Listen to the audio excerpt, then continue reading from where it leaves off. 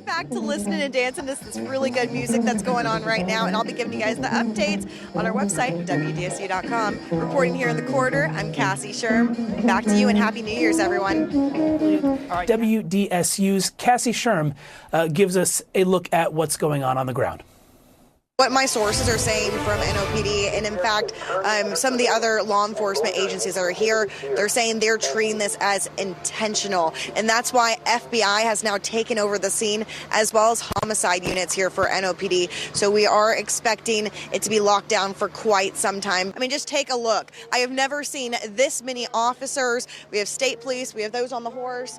They are locking down the scene, and there are a lot of people just walking around trying to see what's going on as people have been out and about. I mean, I was just at that New Year's celebration not too long ago, and I mean, the entire area of Jackson Square completely covered in people. Now, I am hearing from sources that at least 27 people have been injured in this incident. We're still waiting to make sure that number is confirmed, but that is what our NOPD sources are telling us. For us who are not familiar with Bourbon Street, they do have these large-looking, it almost looks like barricades, but they're bollards right in the middle of the street. It will be interesting to see how everything played out and how a vehicle was actually on Bourbon Street. You know, Travers, that's actually a really interesting point, because if you guys remember that story I did a few weeks ago about all of the reconstruction that's going on just on Bourbon Street, but all across the French Quarter for the Super Bowl, that is one of the things that they have been working on, is replacing those ballards to make sure that people can't drive through. Now, and you actually, Travers, I just got told there are some people right now currently at the UMC right now that are being treated for those injuries. And I am being told that a police officer was wounded, possibly hit by a bullet in the leg. And so that's something that we're still learning, but this is what my inside sources here at NOPD are telling me. In fact, there's a lot of questions that people are asking, even some who are working in law enforcement, on why those bollards did not stop this car. And so I'm getting this real time, guys, as we speak. And some people are telling me that they heard gunshots coming down the street as well. So it's still a very fluid situation, Travers. And I think when something happens like this, they do have a plan. I know that for a fact. We've heard from Anchor Patrick that they have been prepared for things like this to happen. I mean, especially with the Super Bowl just right around the corner, they have been working on that plan very diligently. And so I think that what we're going to be hearing, hopefully from the chief, is what happened in the situation that someone was able to drive down Bourbon Street, because Bourbon Street is not an easy access. In fact, just even last night during the New Year's celebration, you could not even get to Jackson Square very easily by Uber. You had to go all the way down and basically walk from Four Seasons over. Just a tragic situation. No one wants to have this happen on a time when people should be celebrating and enjoying the city of New Orleans. And it's just a devastating situation, and I'm sure we're going to be learning more information soon. But guys, we just have a lot of questions right now, and I think that hopefully we can get those answered for you guys as soon as possible. Cassie, stand by. We're coming back to you. We also... Yeah, Travers, we're just seeing for the first time at least what Bourbon Street looks like from here on Canal and Bourbon Street. We're about a 2-minute walk from where that scene happened, and I'm heartbroken. I really am heartbroken what we're seeing right now, because we are still seeing red light tarps covering things that are down Bourbon. That's why the police officers are back now in front of us. It's just awful. A lot of people are just waking up to this. Well, some people have been out of their hotels this entire time because they could not even get back to their hotels because everything's been roped off. So we have a lot of people that are just standing by, just trying to figure out what's going on. Some people are like asking, do you know any of the victims? Do you know anything like that? What we do know is at least 30 people have been injured. 10 people are now dead after this deadly incident, after a man drove through the barricades over in this area here, made it around the barricades to go through. And I mean, it is a very heavy scene over here. Just a lot of sadness from people in this area, a tragedy. A complete tragedy, very tense too, because officers never want to see anything like this happen. No one wants to see anything like this happen in the city of New Orleans. And I'll tell you, just watching the videos that viewers are sending me right now, we cannot even show you some of these videos because they are horrific. To see anyone lying on the ground like that, it's just This is not something that the city of New Orleans wants, and they have been preparing for months to make sure something like this doesn't happen, especially having more than 300 officers here last night covering this area. And so I know there's a lot of heavy hearts right now, and, you know, my prayers are going out to everyone who was impacted by this, because watching some of those videos, I'm sure this was probably one of the worst nights for some people. And so we're going to continue to keep on asking questions and try to get more information. 2 officers are in the hospital right now. They do not have any life-threatening injuries right now. So that's what we know so far. But reporting here from Bourbon and Canal Street, I'm Cassie Schirm. Back to you. Best friend is in the hospital. I mean, she was shot in the liver. It's just awful. It's awful. I mean, I can't, there's no other word to describe it. It's sickening. It's something needs to be done. Something needs to be done. I mean, it needs to be done. That's all I can say. Do you mind if I give you a hug? I am so sorry about this. I really am. No, I know this has been hard for everyone, whether they were here or not. I mean, this is going to be an impact for people. That this happened right there. How does that make you feel? It's terrifying. It's terrifying, especially when they say on the news, or when people are talking IEDs planted in the city. I'm leaving. This is my first time here, and it'll probably be my last. I mean, you guys are leaving early. Yeah. We checked out. Somebody else can have our room. We don't want it. And I mean, you've been emotional this morning, kind of just looking at what's the remains of all of this. I mean, did you ever think this would happen? There's corner vans at our hotel street. No, never, not in a million years. I don't know why. I guess I should expect it these days, but it's sad, very sad. It's a shame. It's a shame that innocent people have to die over someone else's beliefs, or whatever they believe in, or whatever is going on in their mind, that innocent people who are here to have a great time have to die for that, for their beliefs, for their ideas.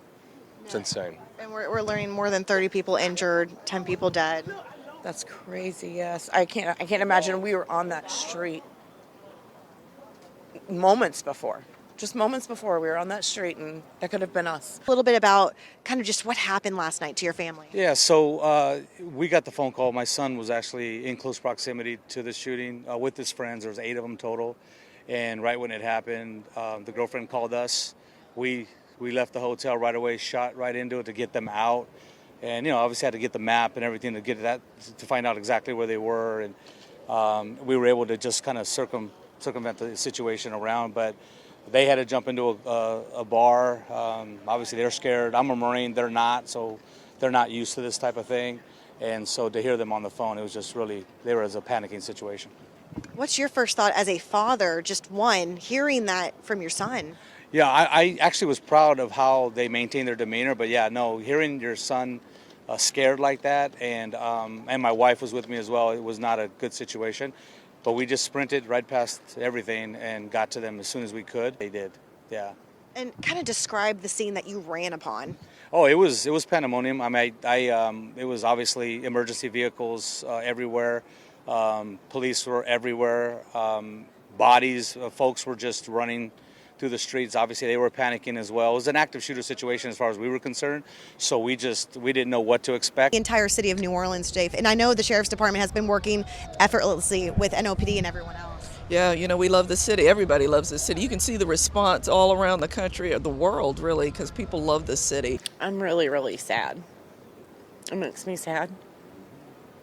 I mean, there's just not another word for it. It's incredibly, incredibly sad. I mean, these were people's loved ones. Innocent people, yeah, who have families, children, friends, lives. And for somebody to be just so selfish and have no respect or care for innocent life, it's sad. I'm so sorry you guys had to deal with that, and I'm so sorry. I really am. Thank you guys so much for talking with us. I appreciate it so much. Thank you guys so much. And I'm so sorry you guys had to go through this. Please keep safe.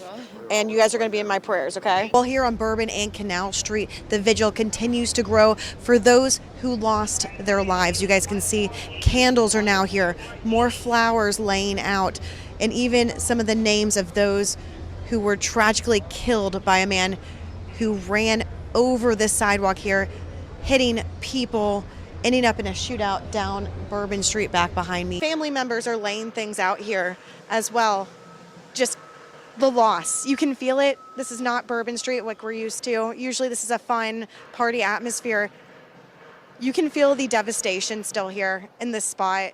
And this is people coming together from all walks of life.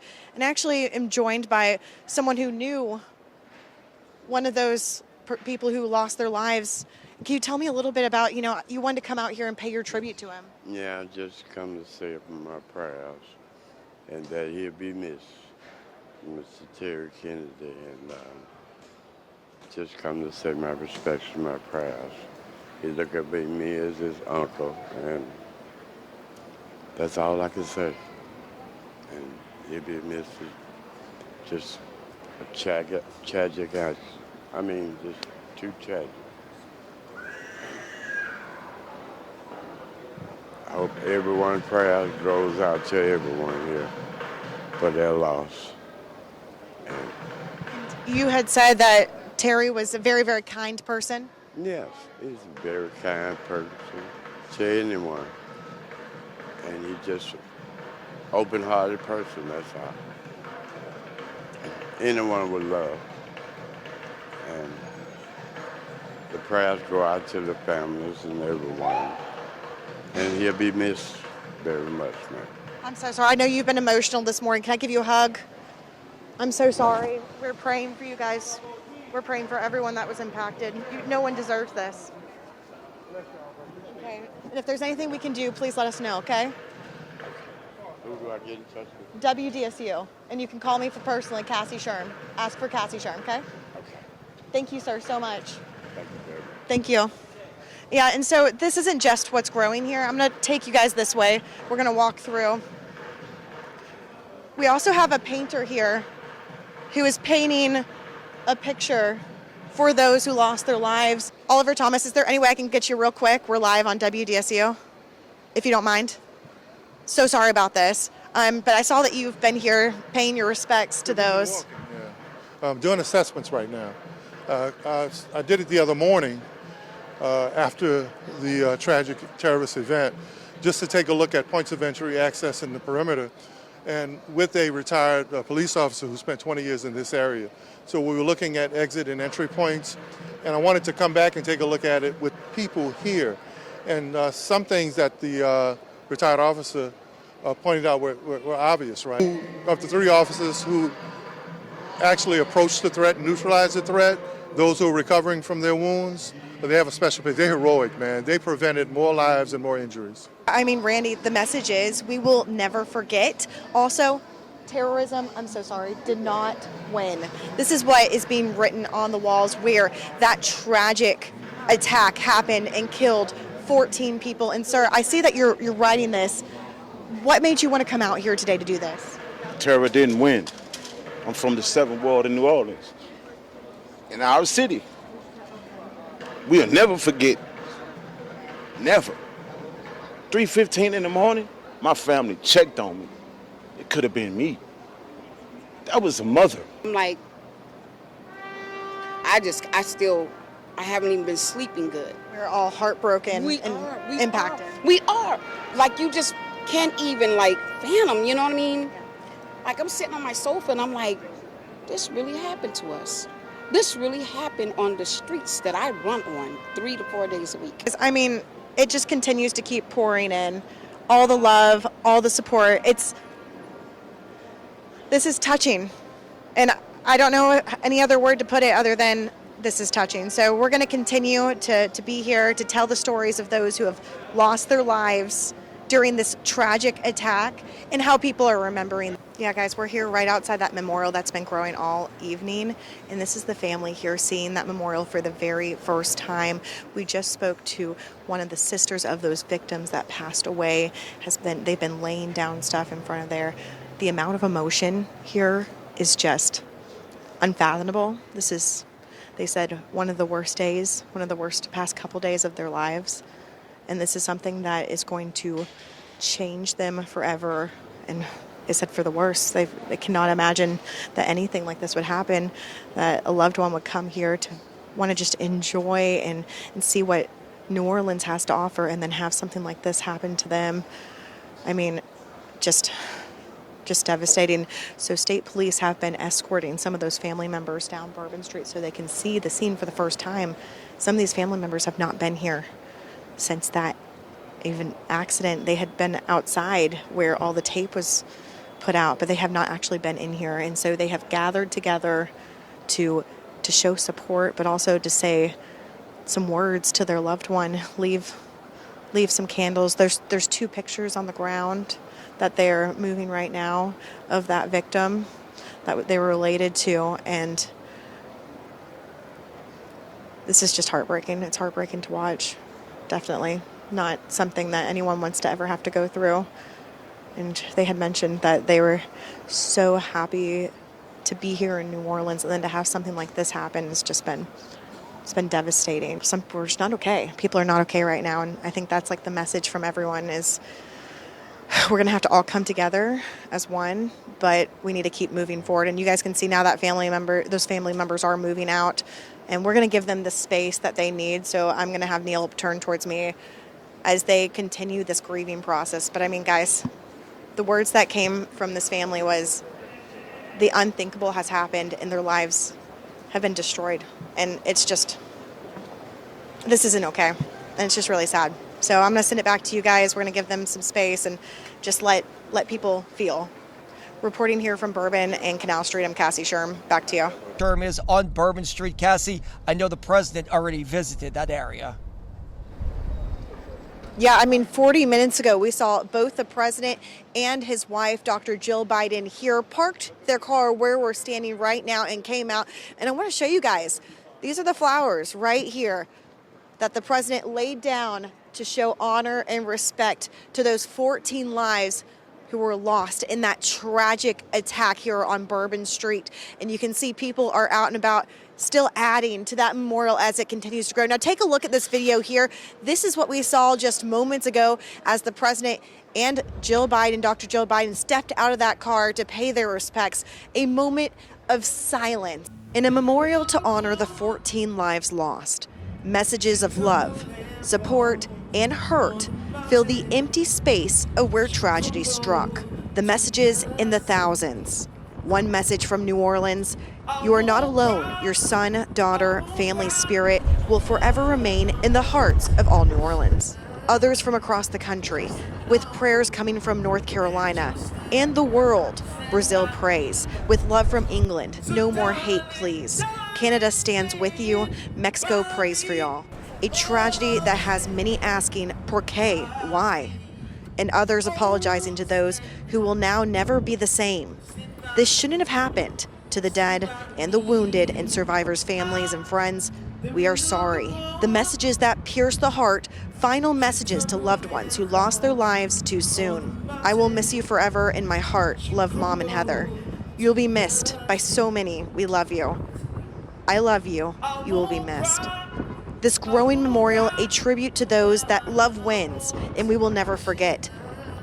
You will live on forever in our hearts, and your stories will be told. It's not only a message of remembering, but also a message to evil. That hate is not welcome here. Terror didn't win. True love doesn't die. And NOLA will not give up, because we are NOLA strong.